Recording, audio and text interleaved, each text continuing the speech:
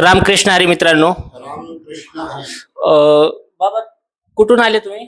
आम्ही कबनूर नांदेड. नांदेड. तर मित्रांनो, हे आमचे आईचे बाबा आजोबा आहेत आणि हे दोघं दरवर्षी वारीला नित्यनेमाने येतात. आणि तर तुम्ही दरवर्षी वारीला येतात, तर तुमचं वय किती आहे वय 76. आणि किती वर्षापासून वारी करताय तुम्ही? 30 वर्षापासून. 30 वर्षापासून वारी करताय. आणि आता जी वारी केली तर मग वर्षभर पुढच्या वारीपर्यंत काय ओढ असते तुमची? ओढ काय आता वर्षातून 2-3 वेळेस वारीला येत आहे आम्ही. तर हे वारी सोडून गावामध्ये कीर्तन भजन किंवा बाकी काय कार्यक्रम होतात कबनूर मध्ये? 2-4 वेळेस भजन कीर्तन होतात.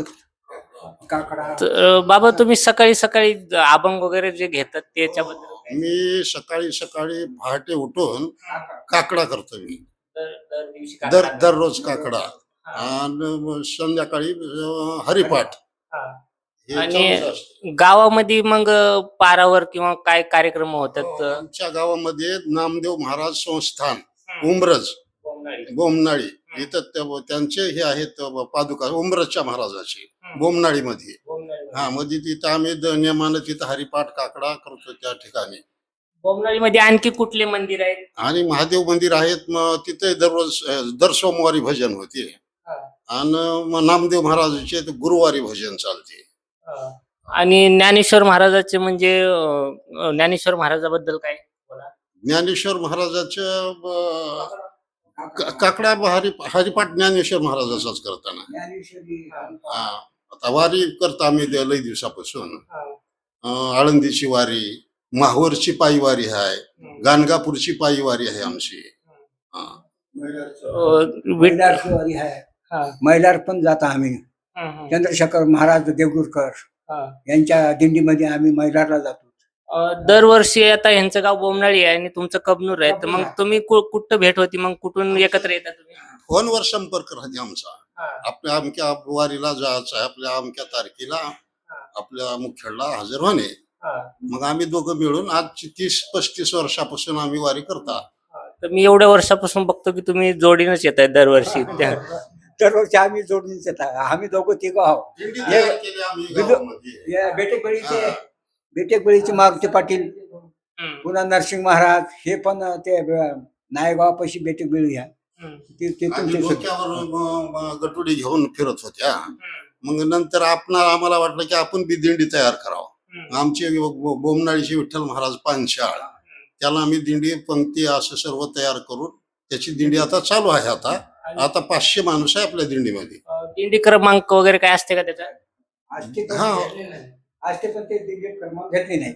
आजते पण घेतले नाहीत. म्हणजे काय, दिंडी मागे पडल्यानंतर त्या लोकांचं थोडं ताप होतं. म्हणजे महाराष्ट्रातून तर देशातून पूर्ण लाखो भाविक भक्त येतात, तर दिंडी क्रमांक असला तर मी या दिंडीतला आहे, मग माणसाचा शोध घेण्यासाठी थोडस सोपं पडतंय म्हणून तशी आमची नोंद आहे. त्याच्या दरवर्षी नोंद होते. आळंदीतल्या ट्रस्टला आम्ही परवाना काढून घेता, पण ते नंबर घेतले नाहीत बघा आणखी. नंबर घेतला नाही. तर विठ्ठल पंत आणि रुक्माई माता, आणि जसं आपण पंढरपुरामध्ये विठ्ठल रुक्माई आहेत आपले, तर ज्ञानेश्वर महाराजांच्या आई वडिलाचं पण नाव विठ्ठल आणि रुक्माईचं आहे. तर हा एक लय मोठा योगायोग आहे. जसं आपला महाराष्ट्र म्हणजे संताची भूमी, संताच्या भूमीमध्ये देवाचं नाव पण तेच आणि महाराजांच्या आई वडिलांचं नाव पण तेच. ही एक मोठी योगायोग म्हणता येते. ज्ञानेश्वर महाराज जेव्हा निवृत्तीनाथ सोपन काका, ज्ञानेश्वर महाराज, मुक्ताई, जेव्हा हे 4 भावंडे होते आणि जेव्हा विठ्ठल पंतांनी संन्यास घेतला होता, तेव्हा त्यांच्या गुरुला सांगितलं नव्हतं की माझं लग्न झालेलं आहे, गृहस्थ आश्रमात मी आहे. जेव्हा त्यांच्या गुरुला समजलं की तुमचं लग्न झालेलं आहे, त्यांच्या गुरुने सांगितलं की तुम्ही आता तुमच्या गृहस्थ आश्रमाकडे लक्ष द्या, तुम्ही संन्यास नाही घेऊ शकत, तुमचं लग्न झालेलं आहे. तर मग ते जेव्हा गुरुची आज्ञा मानून संन्यास सोडला आणि गृहस्थाश्रमाकडे आले, तर लोकांना वाटलं की संन्यास सोडून गृहस्थाश्रमाकडे आले, मग त्यांना वाळीत टाकायचं ठरवलं. ते पैठणला गेले आणि मग त्यांचा न्यायनिवाडा करण्यात आला. पैठणला सांगितलं की तुम्ही जर तुमच्या देहाचं प्रायश्चित्त केलं तरच तुमच्या मुलांना आम्ही शुद्धी प्रमाणपत्र देऊ. पण प्रमाणपत्र काही दिलं नाही. नाही नाही दिलं नाही त्याला. आणखी पुन्हा त्रास केले, त्यांना जगू दिले नाही. विठ्ठल पंत गेल्याच्या नंतर ज्ञानेश्वर माऊलीला मुक्ताईला ते जगू दिले नाही. त्यानं कोणाला भीक अशा मागू दिलं नाही. तुम्ही याचे लेकर आहोत म्हणून सगळे, संन्यासाचे लेकर आहोत म्हणून सगळे. कुलकर्णी मध्ये जन्माला येऊन पण ते संन्यासी बोलायचे त्यांना. हा, हा. तर नंतर ते पराचित करण्यासाठी इंद्रायणी नदीवर जाण्यासाठी तयार झाले.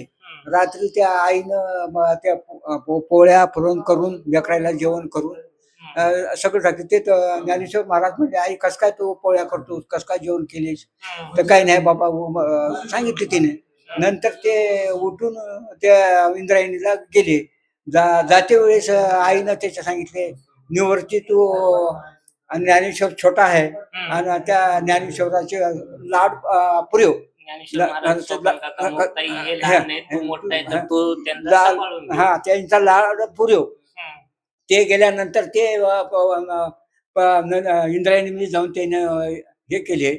नंतर मग आता ज्ञानेश्वर माऊलीनं काय सांगितलं ते, दादा आता माझा आईनं काय सांगितलं होतं तुला, ते माझा लाड आता द्या पुरवा माझा लाड. तर ते मग नंतर त्यानं जन्म मृत्यू पाताळ, जन्म मृत्यू पाताळ येथील लोक सगळे एकही उपाशी राहणार नाही अशा प्रकारचं त्यानं पसायदान मागितलं. निवृत्ती महाराज नाही, ज्ञानेश्वर सांगितलं त्या दादाला. त्यानं पसायदान मागा तुम्ही. ते पसायदान दिली. म्हणजे ह्या तिन्ही जे शाळेमध्ये शिकवतात ते फळाची अंकटी सांगू तयार मागितलं. ते पसायदान मागलं. ज्ञानेश्वर महाराजांनी मागितलं का ज्ञानेश्वर महाराजांना द्या म्हणजे ब्रह्मा स्वर्ग मृत्यू पाताळातील लोक जितके आहे ते उपाशी राहायला नको. जे कळाचे व्यंकटी सांडो सत्कर्मी रती वाढो, भूता परस्पर पडो, मैत्र जीवांचे दुरितांचे तिमिर जावो, विश्व सौधर्म सर्वे पाहो, जे जे वांचिल तो तिलाहो, प्राणी जात वर्षी सकल मंगळी, ईश्वर निष्ठांची मादियाळे, अनवर्त बहुमंडळी भेटू तया.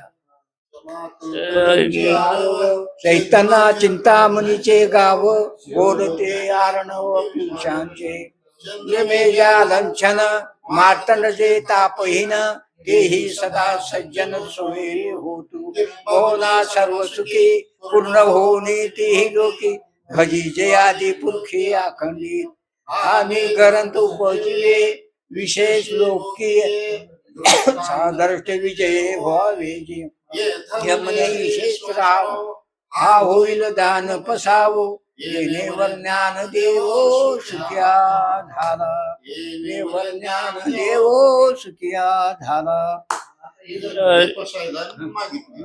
ज्ञानेश्वर महाराज, निवृत्तीनाथ, स्वपन काका आणि मुक्ताई ह्या सगळ्यांना लोकांनी एवढा छेड केला तरी लोकांसाठी पसायदान मागितलं म्हणजे त्यांचं मन किती मोठं असतं. म्हणून ते ज्ञानदेव म्हणजे ज्ञानाचा देव. नावात छळ केला पण त्यांना श्राप दिला नाही. त्यांच्या अंगातला हे वाईटपणा निघून जाऊन ते बी चांगलं हो असं त्याची मोठी छाती होती. त्याची अशी बुद्धी छान तेव्हापासून ते सगळे ब्राह्मण लोक ते सगळे त्यांच्या पाया पडू लागले. रेड्यामुखी ते वेद बोलू लागले. पण लोकांची एवढी मानसिकता होती की एवढी नीच थराला गेले की त्यांचं म्हणजे पीठ जर असेल झोळीमध्ये तर घेऊन टाकून देणं किंवा त्याला हिनवणं.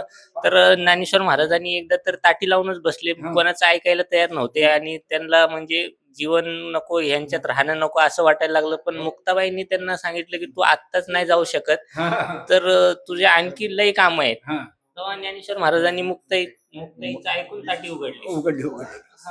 आणि ज्ञानेश्वर महाराज जेव्हा पैठणला गेले की शुद्धीकरण प्रमाणपत्र तुमचे आमचे आई वडिलांनी प्रायश्चित्त घेतल्यानंतर तुम्ही देणार होतात. तर ते बोलायला लागले की म्हणजे तुझं नाव काय? ज्ञानेश्वर. तर आमच्या रेड्याचं पण नाव ज्ञानेश्वर आहे. ह्याच्यात आणि तुझ्यात काय फरक आहे? तर ज्ञानेश्वर महाराजाला ते सिद्ध करण्यासाठी तर रेड्याला जे वेद बोलायला लावले तर त्याच्याबद्दल काय सांगतात?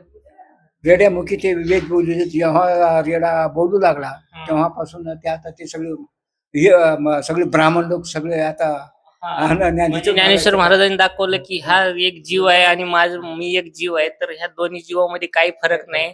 तर जेव्हा रेडा पण वेद बोलायला लागला तर त्यांची शक्ती जी आहे ते लोकांना कळाली. त्याला समजलं की बाबा याच्यामध्ये ज्ञान आहे, त्यावेळेस पुन्हा त्याने मग आता पाहिजे ज्ञानेश्वर महाराज हे धरू लागले. तर जेव्हा चांगदेव महाराज वाघावर बसून आले होते, जेव्हा ज्ञानेश्वर महाराजांना भेटायला चांगदेव वाघावर बसून आले होते, तर चांगदेवाचं एक हे होतं की ज्ञानेश्वर म्हणजे कोण आहे तर भेटण्याचं. तर ज्ञानेश्वर महाराजांनी त्यांच्या समोर जेव्हा भिंत चालवली, तर वाघ तर सजीव होता पण भिंत निर्जीव होती. पण भिंत चालवल्याच्या नंतर चांगदेव पण त्यांना म्हणजे एक शरण गेल्यासारखं झालं की त्यांची ताकद बघून. आणि तुकाराम महाराजांनी जेव्हा आपलं शूद्र मराठामध्ये त्यांचा जन्म झाला, तर मग ज्ञानेश्वर महाराजांचं शतक होतं 13वं. 17व्या शतकामध्ये तुकाराम महाराज जन्म घेतला. तुकाराम महाराजांनी जे ज्ञानेश्वर महाराजांचे जे राहिलेले ओव्या गाथा वगैरे आहेत ते पूर्ण केले. तर जे पायर ज्ञानेश्वर महाराजांनी रचला आणि जे कळस जे चढवला तुकाराम महाराजांनी. पण त्यांचं जे शूद्र मराठामध्ये जन्म घेतल्यामुळे लोक हिनवत राहिले की तुम्ही असं नका करू तसं नका करू. तरी तुकाराम महाराजांनी कीर्तन भजन एवढं लोकांमध्ये पसरवलं की म्हणजे आळंदीमध्ये ज्ञानेश्वर महाराज आणि देवमध्ये तुकाराम महाराजांची भक्ती बघून देव पण विलीन झाला की तुकाराम महाराजाला मृत्यू नाही आला तर वैकुंठाला बोलवण्यासाठी देवाने विमान पाठवलं की तुम्ही वैकुंठाला या. आणि तुकाराम महाराजांनी कुठलंही मोहमाया ते त्यांचे वडील वगैरे सावकार होते, पण ते जेव्हा एक काय म्हणतात दुष्काळ पडायचा तर ते आपल्या घरातलं जे धान्य आहे ते वाटून टाकायचे. जसं म्हणतात की शेतामध्ये पण कणसाला पाखरं जेव्हा कणस खातील तर ते कोंडले वगैरे पाणी ठेवायचे की नुसतं खाऊन नका जाऊ, पाणी पण पिऊन जावा. असे सांगितले होते तुकाराम महाराजांनी. तर तुकाराम महाराजांनी घरामध्ये काही धान्य न ठेवता लोकांना वाटायचं, तर ते ज्ञानेश्वर महाराज आणि तुकाराम महाराज यांच्याबद्दल जेवढं बोला तेवढं कमीच आहे. त्यांचं जे मनाचा मोठेपणा होता तो सगळ्यात मोठा होता.